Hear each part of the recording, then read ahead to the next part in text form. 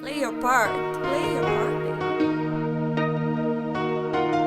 I don't know why I'm playing with you. The Vision, the Blueprint of a New Concept, Part 1.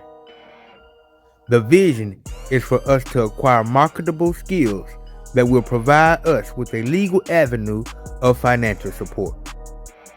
The vision dictates that we learn the political process of our community and become involved to the extent of having a voice in our destiny, that we conduct ourselves in a manner that is compatible to our community, that we frown upon the senseless rape, robbery, burglary, theft, and murder that is rampant in our community, that we establish ourselves in business that is an asset to ourselves as well as to our community, that we set examples that will make it safe for our youth to be a part of us, and ultimately that we eliminate the awesome rate of recidivism that is the experience of a large portion of our youth.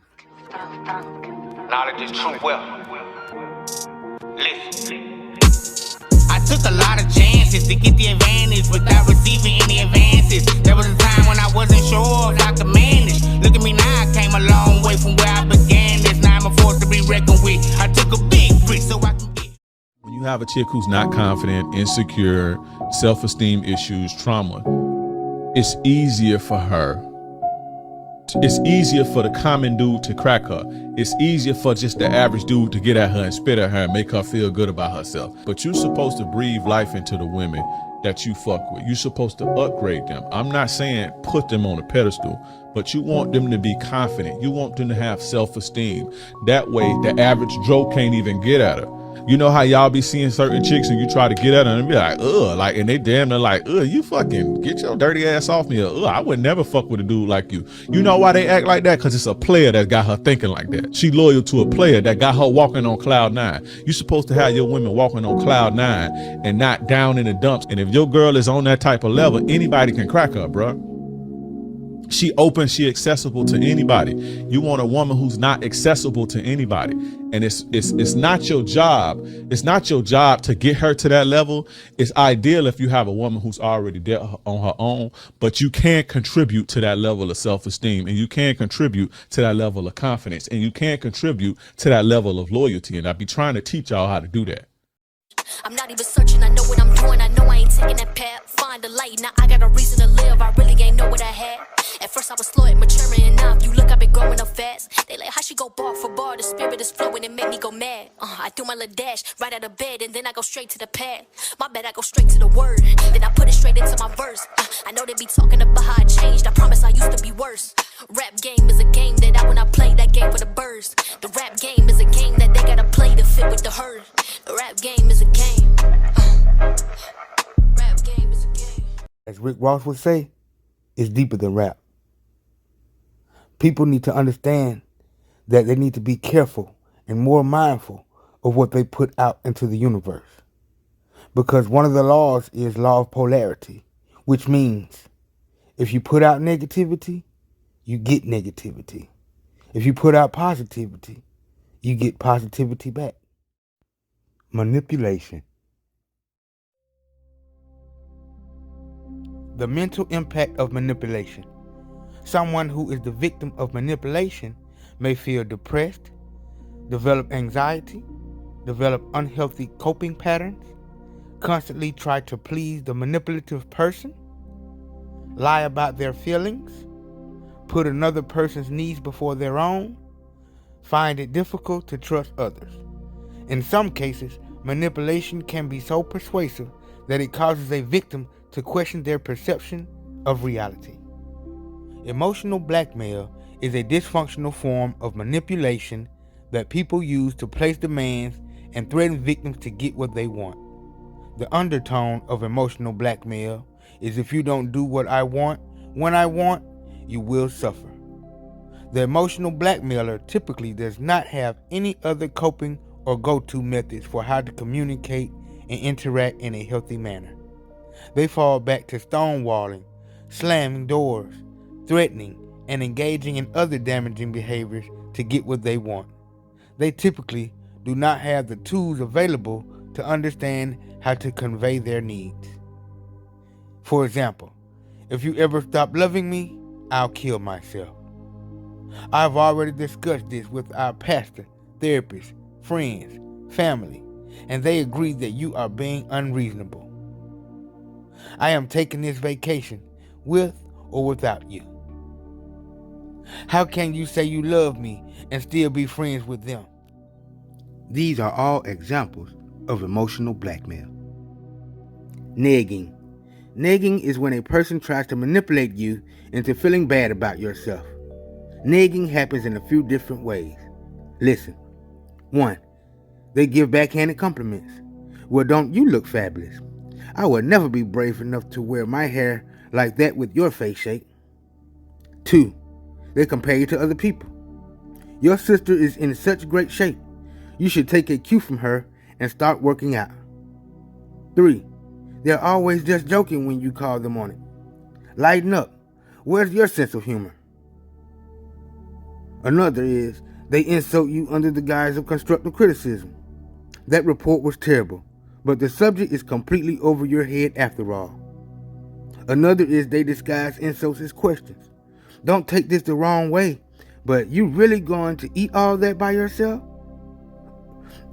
They make you feel sorry for voicing concerns by minimizing their mistreatment. The guilt trip. Guilt tripping behaviors often show up in close relationships, romantic partnerships, friendships, professional relationships, or family relationships. Someone trying to guilt trip you may do these things. They may point out their own efforts and hard work to make you feel as if you've fallen short, make sarcastic or passive-aggressive remarks about the situation, ignore your efforts to talk about the problem, give you the silent treatment, deny their irritation, through their actions tell you otherwise, show no interest in doing anything to improve their situation themselves, use body language to communicate their displeasure by sighing, crossing their arms, or slamming objects down. Calling out guilt tripping when you notice it is one of the most effective ways to combating it. Love bombing. Love bombing is a manipulation tactic that happens when someone overwhelms you with affection, adoration, gifts, and love in order to gain control of your behaviors. Someone trying to love bomb you may do these things. They may try to lavish you with gifts, and this often includes over-the-top gestures such as flowers, jewelry, or even trips. The point of this is to make you feel as if you owe them something. Another is to give you constant praise and adoration. Phrases such as, "You're the only person I want to spend time with. I love everything about you. I've never met anyone I like as much as you." But it is important to consider the context. Another is, they want to be in constant communication with you. Love bombing can take the form of constant communication, texting, calling, and messaging over social media all day. They get upset when you implement boundaries.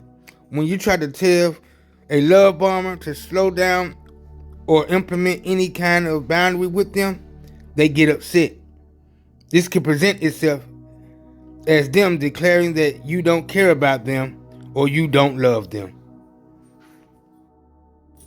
Gaslighting. Gaslighting is a manipulation tactic in which a person, in order to gain more power, makes a victim question their own reality or sanity.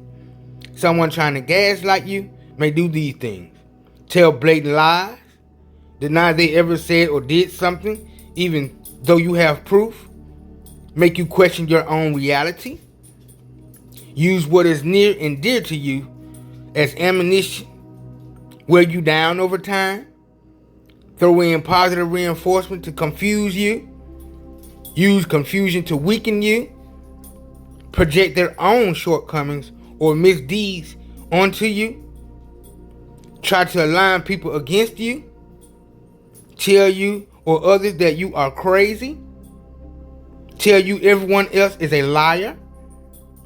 Gaslighting only works when a victim isn't aware of what's going on. Once you become alert to the pattern, it will be easier to combat.